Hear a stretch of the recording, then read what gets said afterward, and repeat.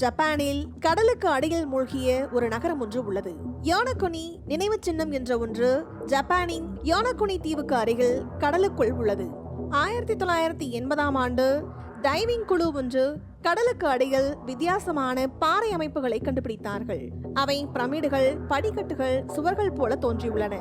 இந்த கண்டுபிடிப்பு உலக ஆராய்ச்சியாளர்களை திரும்பி பார்க்க வைத்தது. இந்த நினைவு சின்னம் சுமார் 50 மீட்டர் ஆழத்தில் இருக்கிறது. இதில் பலவிதமான அமைப்புகள் உள்ளன. சில பிரமிடு போலவும், சில படிக்கட்டுகள் போலவும், இன்னும் சில சுவர்கள், பாதைகள் போலவும் இருக்கின்றன. ஒரு பெரிய மேடை போன்ற அமைப்பும் இதில் உள்ளது. இது யாரால் எப்போது உருவாக்கப்பட்டது என்பது இன்று வரை மர்மமாகவே உள்ளது. சில விஞ்ஞானிகள் இது இயற்கையான பாறை அமைப்பு என்று கூறுகிறார்கள்.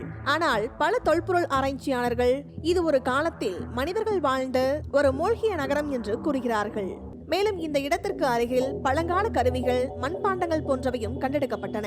இந்த கண்டுபிடிப்புகள் ஒரு காலத்தில் ஒரு நாகரீகம் செழிப்பாக இருந்திருக்கலாம் என்ற கருதுகோளுக்கு வலு சேர்க்கின்றன.